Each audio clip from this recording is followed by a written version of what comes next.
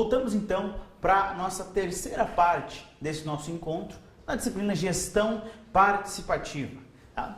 Agora, pessoal, como nós já vimos, nossa ideia é trabalhar primeiramente os conselhos gestores, depois vamos trabalhar a ideia do Ministério Público e outros tipos de participação popular, de formas de controle e de participação do povo na gestão da coisa pública, ok? Vamos então falar dos conselhos gestores. Pessoal, o conselho gestor nada mais é do que, como o próprio nome diz, um conselho. Vai agir como um conselheiro. Qual que é a ideia? São pessoas, é um grupo montado através de parte da sociedade e parte de gente do governo para ajudar o poder público nas suas políticas públicas, nas suas decisões. Tá? Inclusive, alguns gestores têm até poder normativo, tá? Ou seja, de fazer regras. Enquanto que, via de regra, a ideia é só dar conselho, só dar parecer, só fiscalizar, alguns deles vão ter até poder normativo, tá? A gente vai ver isso aí com mais calma. Mas olha só, chamamos então de formação híbrida. Professor, formação híbrida? Que nome é esse? Calma, fica tranquilo. Formação híbrida significa misturada. Como nós vimos, parte vem da sociedade, parte vem do poder público. Forma-se o conselho gestor que vai dar conselhos, dar ideias e fiscalizar a execução de serviços e recursos públicos, ok? O que mais, pessoal? É importante a gente trabalhar acerca de conselhos gestor. Eles fiscalizam, pessoal, a aplicação de recursos e até dão ideia de onde aplicar melhor e emitem um parecer, uma ideia geral a respeito dessa gestão dos recursos públicos. O que mais é bom de trabalhar nesse nosso tema? Aonde então que existem esses conselhos gestores? Primeiro, na Seguridade Social, com o chamado Conselho Nacional de Assistência Social. Eles automaticamente fiscalizam a aplicação dos recursos da assistência social, da Seguridade Social. O que mais?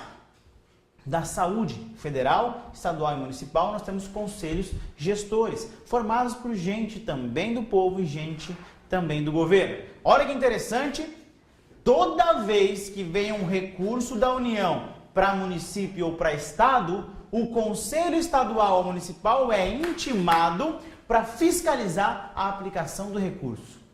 Olha que coisa interessante. Antes de receber o recurso, antes de gastar o recurso, o conselho gestor já está acompanhando, já está vendo para onde que está indo, já pode exigir, já pode dar conselhos de como gastar aquela verba pública que foi destinada da União, a chamada transferência de receita de recursos da União para o ente federado. Então, olha que interessante essa ideia do conselho gestor. Ninguém pode falar assim, conselho gestor é dominado pelo governo. Não, porque pelo menos em tese, parte vem da população, da sociedade.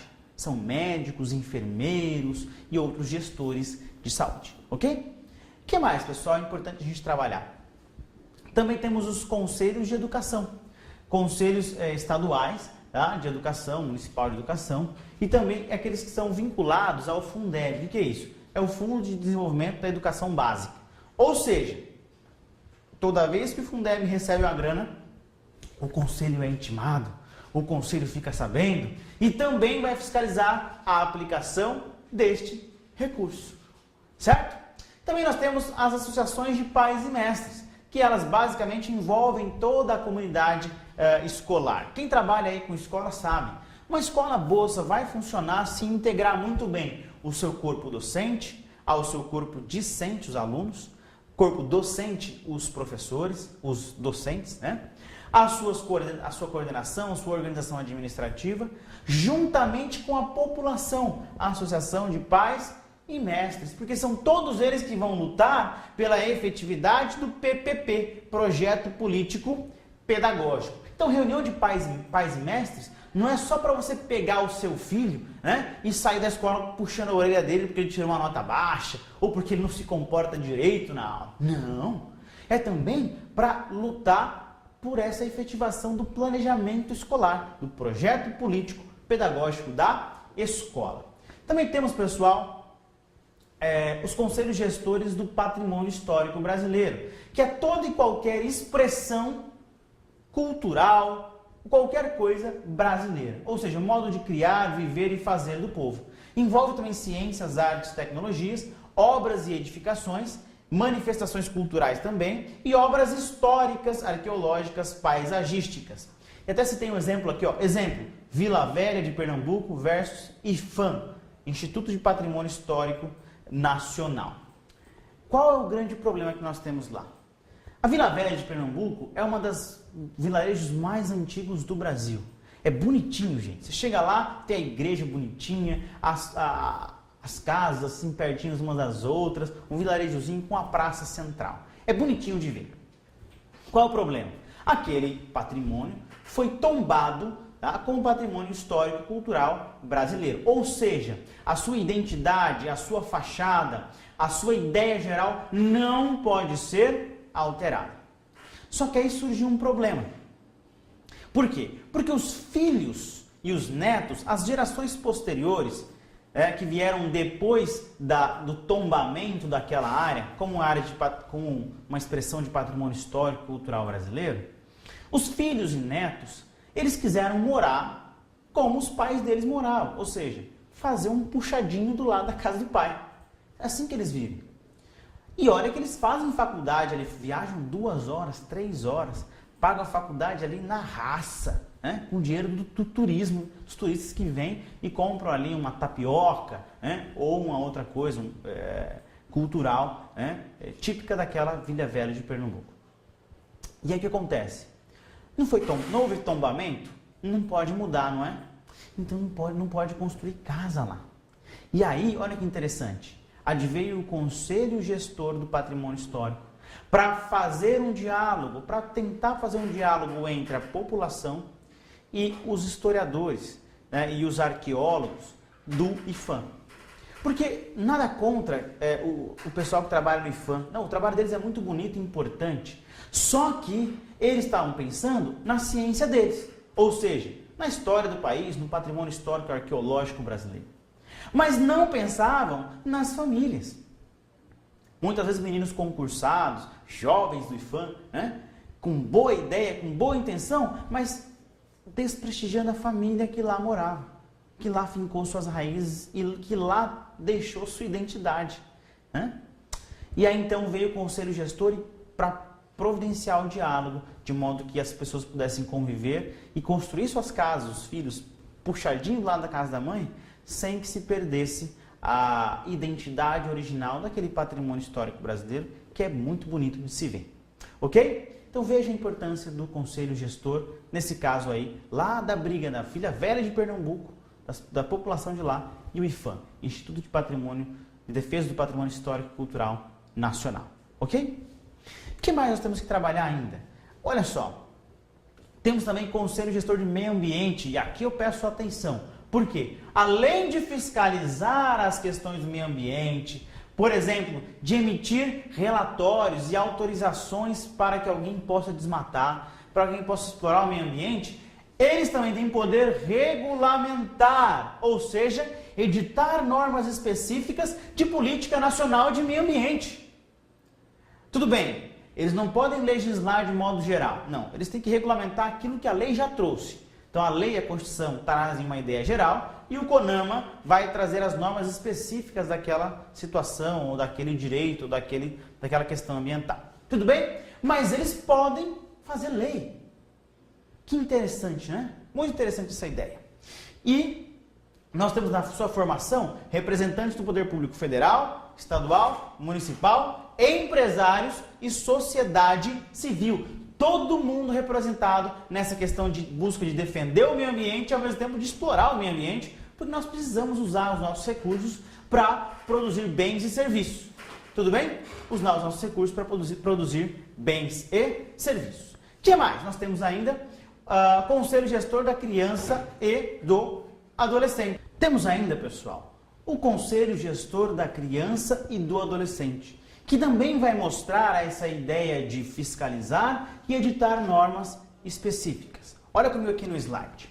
Temos aqui o Conselho Nacional de Defesa da Criança e do Adolescente. Ele tem também um poder fiscalizatório, mas não só isso, poder regulamentar para editar normas de política nacional de defesa da criança e do adolescente. E vejam, desses conselhos nós temos ainda 5 membros eleitos pela comunidade. 5 gente do povo, juntamente com gente do governo, que vai fazer parte desse poder fiscalizatório, vai exercer esse poder fiscalizatório e regulamentar. Temos também ainda, como último tema nosso, a chamada gestão participativa em leis dispares. Ou seja, em várias leis que falam de diversos assuntos, a gente vai encontrar algumas pedras de toque, alguns links que tratam da gestão participativa. Olha comigo aqui que interessante. Temos primeiro no Estatuto das Cidades, aonde... O que é o Estatuto das Cidades? São regras gerais para se administrar, para se gerir as cidades, os municípios, tá? A ideia é que nós temos como segundo princípio a gestão democrática e a participação de vários segmentos na formulação, execução e acompanhamento de propostas. Tudo bem? Como que eu participo? Audiência pública, debate, conferências. Por exemplo, para aprovar um PPA, LDO e LO, eu tenho que ter uma audiência pública prévia. Professor, o que é LDO, PPA e LO? Não estou entendendo isso. Calma, amigo, eu vou te explicar. São chamados instrumentos de planejamento orçamentário do poder público. De 4 em 4 anos nós temos a aprovação do PPA. Então olha que interessante, vai acabar o mandato agora da Dilma e pode ser que ela seja reeleita ou pode ser que outra pessoa venha no seu lugar no próximo ano, não é? Mas essa pessoa vai ter que seguir as regras do PPA que a Dilma fez lá atrás, para que não tenha essa descontinuidade de projetos e ações governamentais. O primeiro ano do camarada vai ter que há um respeito às regras orçamentárias que já foram estabelecidas há 4 anos atrás e depois no ano anterior. Tudo bem? Então vejam, para eu aprovar uma lei orçamentária ou um plano plurianual, 4 anos, ou uma lei orçamentária anual, ou uma lei de diretrizes orçamentárias, eu preciso de audiência pública, onde a sociedade possa participar, inquirir, perguntar e até sugerir mudanças. Tudo bem? O que mais? Temos também, na Lei de Licitações e Contratos Administrativos, a 866/93, a ideia de, publicação do edital e de todos os atos de licitação. Pessoal, para que serve licitação, professor? E contrato administrativo? Simples. O poder público, ele não pode prover todos os seus bens e serviços que ele precisa, tá? Para atender as necessidades do povo. Então ele conta com a ajuda, com a colaboração do particular. Agora, para que não haja um favorecimento deste ou daquele particular, eu tenho o processo licitatório, onde eu vou escolher a melhor proposta, a mais vantajosa para o Estado, seja ela por um melhor preço, seja ela misturando técnica e preço ou pela melhor técnica de um certo produto ou serviço, tá? Eu tenho, pessoal, acessibilidade a qualquer tempo, tá? Eu posso ter acesso a um documento, uma licitação e contrato a qualquer tempo, exceto quando tem as chamadas conteúdos de propostas antes da abertura. Como é que funciona? Em alguns casos a gente chega lá, cada um manda a sua proposta para vender um serviço ou um bem para o poder público. Vai ganhar quem tiver a melhor proposta, não é? Para evitar uma parcialidade na escolha da proposta, né, eu poderia muito bem abrir o envelope antes e falar, ó, fulano, o cicrano, cicrano. Ciclano não tem na língua portuguesa, tá? É cicrano. Pasmem, mas é isso mesmo. Então, ó, o cicrano, ele tá lá, ofereceu uma proposta de 10 mil. Se você oferecer 8 mil, você vai ganhar. Então, se isso acontece na prática, não deveria acontecer, tá? Porque a ideia é de sigilo só dessa exceção, porque na regra nós temos acessibilidade. Eu posso também impugnar o edital no prazo de 5 dias antes da abertura de propostas. Qualquer pessoa do povo pode impugnar um edital que está equivocado, que está contra a lei ou que traz uma ideia muito desproporcional, desarrazoada, fora de tudo, fora da casinha, tá? Temos também a Lei de Responsabilidade Fiscal, que trata justamente de uma versão simplificada do planejamento financeiro. Plano plurianual, lei de diretrizes orçamentárias e lei orçamentária anual. Para aprovar todos esses instrumentos de planejamento financeiro do Estado, eu preciso ter audiências públicas em fevereiro, maio e setembro. O que mais? Quando tem uma audiência pública e quando eu faço esse instrumento aqui, eu preciso apurar o cumprimento de metas fiscais. Professor, o que é isso? Um cumprimento de meta fiscal? Simples. Para aprovar um orçamento, eu preciso olhar para o orçamento de trás e mostrar que eu cumpri a meta, o compromisso que eu assumi lá no orçamento de trás. Então, se eu falei que eu ia aumentar a arrecadação do Estado em 10%, agora eu tenho que mostrar, fazer uma análise. Atingi? Não, não atingi. Então, onde que eu errei? Por que eu errei?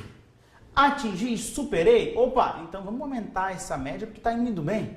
Vejam, esse é o planejamento e a revisão do planejamento orçamentário na legislação brasileira, ok?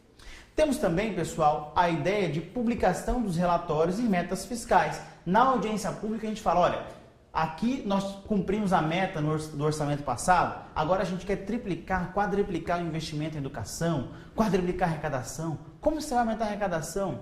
Você vai onerar mais o trabalhador? Vai onerar mais a empresa? Não, pelo contrário. Posso fazer aqui uma renúncia de receita. Como assim? Dou um incentivo fiscal, a empresa vem, se instala na minha cidade ou no meu estado ou no país, no Brasil.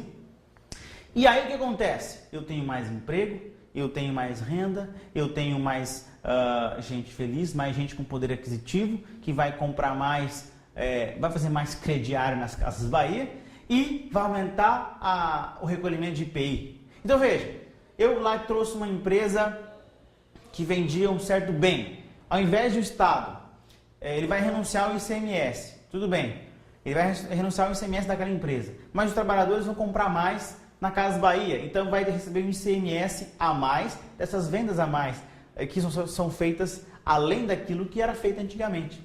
Então, eu abro mão de uma receita para ganhar outra, e vou mostrar que nesse jogo eu vou ter que sair ganhando. Eu chamo isso de relatórios de metas fiscais. Tudo bem? Então, são formas do povo participar. Além disso, nós temos o chamado Ministério Público, tá? Que ele é basicamente um órgão autônomo, não vinculado a nenhum dos poderes legislativo, executivo e judiciário, ou em nenhuma das funções, como nós falamos, legislativa, executiva e judiciária. A ideia é ser um fiscal da lei. Como assim? Defendendo o patrimônio público, o meio ambiente ou qualquer direito transindividual. Meu Deus! Direito transindividual, professor? O que é isso? Calma. Você já viu que a gente vai conseguir explicar isso aí e vai ficar tudo bem. Olha só, antigamente, cada um tinha o seu direito. E cada um tinha o seu direito específico. Com a vinda da industrialização, nós tivemos as chamadas produções em série. Ou seja, se errarem na produção se a produção falhar, se o método produtivo falhar, eu não vou errar mais em um produto, mas em todos os produtos daquele lote de séries. É o que nós temos, por exemplo, nos recalls, né? Quando um produto está com problema, a concessionária de carro, isso acontece muito com carro, a concessionária te chama para corrigir aquele problema. Todo mundo que comprou o carro no ano tal, vem aqui para corrigir o sistema de freio, vem aqui para corrigir a suspensão. Por quê? Porque o dano é igual para todo mundo. Por isso que a gente fala, o dano ele transcende a individualidade. Eu tenho várias pessoas que estão padecendo do mesmo problema. Por isso, direitos transindividuais, pelos quais o Ministério Público pode litigar em seu nome. Então ele entra com um processo que vale para todo mundo que está com esse problema, que padece desse problema. Interessante, não é? O que mais que o Ministério Público pode fazer? Eu tenho também instrumentos processuais, como o inquérito civil público. Qual que é a ideia do inquérito civil público? É a produção de provas para instruir um processo judicial. Então, antes de eu entrar com um processo, eu abro uma investigação para que eu possa colher provas e aí entrar com o processo certo, com a ação correta, direto ao ponto, para restabelecer um direito transindividual. O que mais? Ação civil pública para defesa desses direitos aqui, ó, patrimônio público, meio ambiente ou qualquer direito transindividual. Ou as chamadas ações de improbidade administrativa. Professor, o que é improbidade mesmo? O senhor falou lá no primeiro vídeo, não estou lembrando agora. Simples. Improbidade é sinônimo de corrupção. Sempre que o administrador público age contra a lei, ele se torna ímprobo, ele se torna corrupto. Então, o Ministério Público pode entrar com ação de improbidade para reconhecer a improbidade e aplicar uma penalidade àquele administrador ímprobo. E aí, se condenado, ele cai na ficha suja e não pode mais ser eleito. Viram a importância do Ministério Público? Muito bom nesse controle da gestão participativa da coisa pública. Pessoal, temos também outras formas que a gente tem, que está na sua apostila, que está até essas mesmas formas trabalhadas de um modo mais aprofundado. Nossa ideia aqui era basicamente trazer esse assunto, dar aquele start, né? Ligar o botão para que você possa agora ir para a sua apostila, ir para as outras atividades e aprofundar esse conteúdo, potencializar a sua aprendizagem, ok? Foi um prazer trabalhar com você nesses nossos 5 vídeos, nesse encontro de gestão participativa. Espero que esse conteúdo seja significativo para você e você possa aplicar aí na sua realidade, onde você está. E principalmente também que você consiga aprofundar os seus conteúdos, os conceitos, no fórum, na atividade online. Havendo dúvidas, vou estar à disposição de vocês no nosso ambiente virtual de aprendizagem, ok? Então, sucesso nos estudos, espero encontrá-los numa próxima oportunidade. Aquele abraço, pessoal. Tchau, tchau.